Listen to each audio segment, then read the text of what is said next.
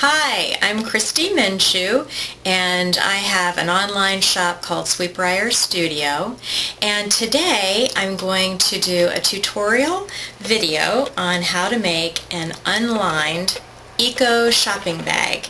This is by a special request of one of my customers who wants to make 8 of them for her eco-conscious children for Christmas. So I'm going to talk about the supplies, but I want to tell you that all of the dimensions and the instructions will be written down on my blog so that you can refer to that and you don't really have to take notes during the video.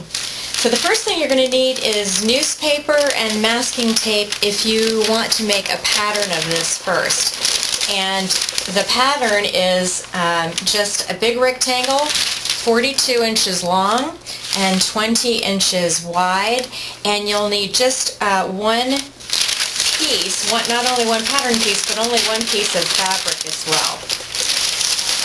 And you'll need some fabric for this. You can piece together fabric from things you already have, or you can use one big piece. You'll need cotton webbing. The webbing is about 1 inch wide, but you can buy it in any width that you prefer. You'll probably need pins, but it's not a requirement. Scissors, ruler, and thread, of course, in your sewing machine. Okay, the first thing I want you to do is to take your length of fabric and fold it in half, and you can have the upper edges, well, the edges I should say, the skinny edges meeting, and so you're folding the fabric in half with the right sides together. And then I want you to turn over about 1/2 inch. This doesn't have to be exact at all, but about 1/2 inch, and then turn it over again about 1 inch. And you can iron this in place, or you can pin it. It doesn't really matter. It's quicker when you're sewing if it's not pinned. So let's move over to the sewing machine. So the first thing we're going to do is just tack this folded under edge down, not tack it down, top stitch it down. And so I've already turned it to the right side of the fabric. My fold is just underneath. I know about where it is. And I'm going to use a zigzag stitch just because I like to make it a little different. And actually, on this fabric, it's hard to see the stitch anyway, but you can choose any stitch you want to do this with. And once you finish doing both edges like that, then this gets just pretty darned easy. You just fold it back in half with those two folded over tops together, and probably start at the bottom of the bag using a straight stitch this time. And I just align the side of my sewing foot with the edge of the fabric, and just sew both sides all the way up.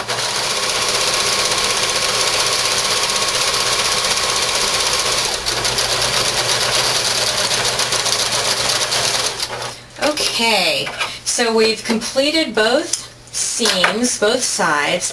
And as you can see, this particular fabric really frays a lot, but any fabric might. And since we're not lining these bags, what we're going to do is go over to the ironing board and press open this seam, and then we're going to come back and stitch down either side, and that'll keep it not only laying flat, but it'll also prevent extra fraying from happening. So let's go to the ironing board. And turn your bag inside out, or outside out, and make sure, you don't have to be too careful about the corners down here because we're going to take care of those in a second. But start to stitch, probably start, well, I guess you're going to have to start at the top, go all the way down and then kind of cut over and come all the way back up. Just keeping close to the seam line so you'll catch the seam in your stitching. And again, you can use any stitch you want. I'll use zigzag. And here we go.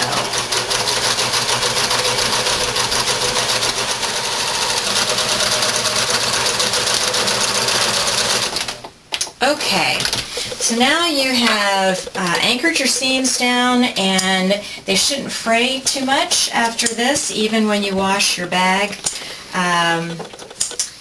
And now you want to turn it back with the wrong side out. And we're going to do some pillow corners or triangle corners.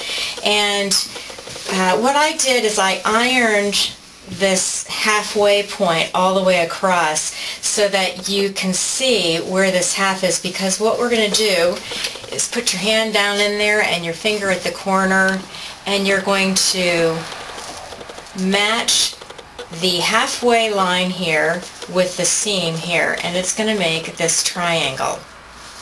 So I'm just going to make sure by looking inside that it's lined up well, and I think it is.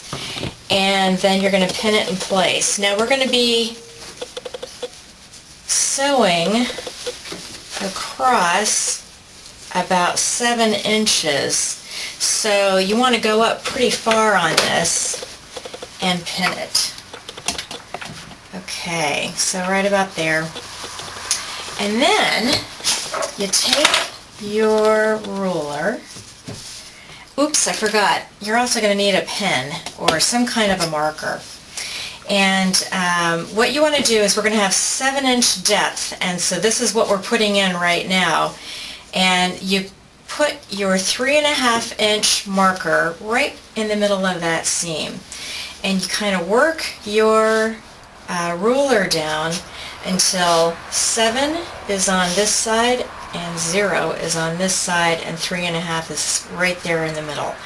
And you're going to mark that just like so, and you're going to do that same thing on the other side.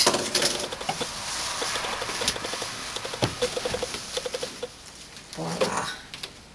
Oops. Came up a little bit. Okay. Now, just put those corners under your machine foot and align the center of your foot with that pen line that you just drew. And here you should probably use a straight stitch. So we're just going to straight stitch right across.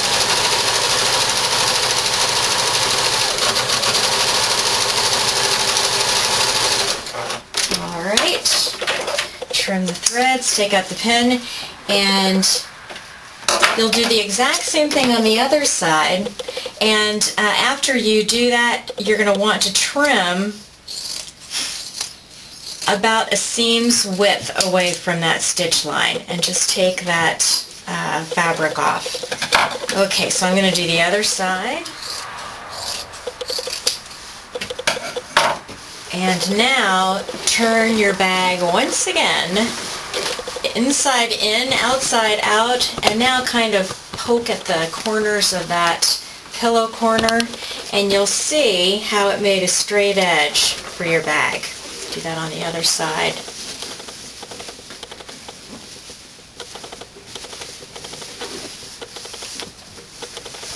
So there is your shopping bag, but we're not finished yet, of course.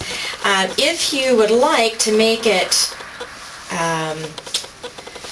a little more stiff on the edges, what I like to do is to stitch a line of stitches right down each of the corner, from the corner to the top of the bag. So I'm going to do that now, so you'll get an idea for what that looks like.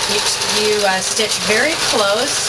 I have 2 little red marks on my zipper foot, or on my sewing foot, and the red mark that's to the right of center, I just align with the edge of the fabric.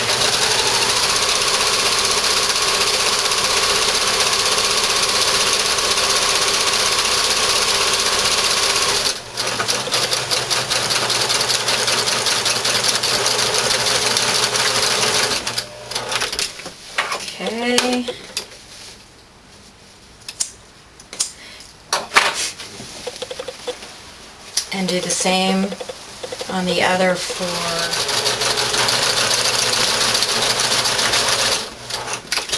Alright, we're getting close, and we can cut the ends off of the other threads later and also tidy up the inside. But that's kind of what it starts to look like.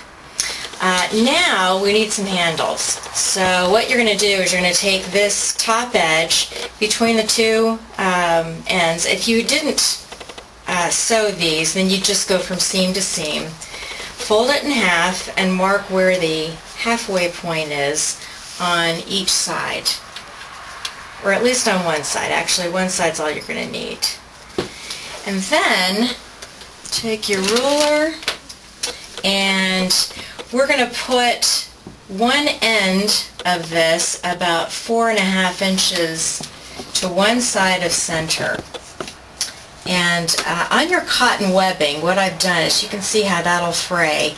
I've just stitched a zigzag on each of the ends just to keep it from fraying any further. Okay, so 4.5 inches is right about there, and I center this over, and I'm going to bring it past where this turn down top stitching is, just about 1/2 inch or so, and pin that in place. And do the same 4.5 inches to the right of center, but when you do this, just be careful that you're not twisting the handle. So I know that I'm coming up this way and down this way. Perfect. Okay, and then I'm going to come down about 1/2 inch below that stitch line and pin. And just so you know that both sides are going to match, fold your bag so that the seams are on either end, or the stitching marks here are matched up, and then just turn your bag over and place the other handles. I did different colors just to be silly because I didn't have enough of both colors. And just make sure that you put them exactly over where the other handles are. Alright, and then for each one of these, starting at any corner you want to. In fact, I think I'll start here so I can get the pin out. And I align just this silver edge here, so there's just a little bit of space between the edge of my webbing and the stitch line. Stitch a square, and then we're going to stitch an X in the middle of the square. But we're going to do it all in the same, we're not going to stop in the middle of it. And in fact, it might be a good idea to do that maybe twice, just to make sure that it's good and anchored onto your bag. Okay, and I would use a straight stitch for this as well. If you want to go over a second time, you can. I'm not going to do that for the video. And then you want to repeat this on all of the other handle ends that you're attaching.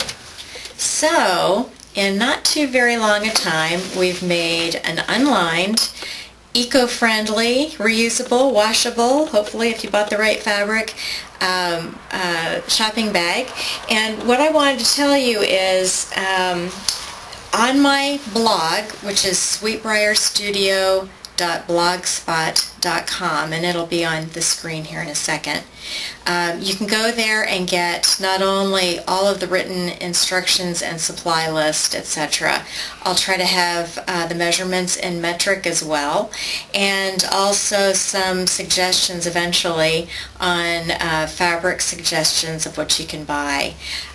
Also, if you want your bag to be just a little bit more structured, you can do the same stitching we did along here right along the bottom edges from corner to corner on both sides, and that'll help too with the structure. And then I might in the not too distant future also show you how you can make a little insert, stiff insert for the bottom. So stay tuned. There might be, hopefully there are going to be more videos, and now you can go shopping. Have fun.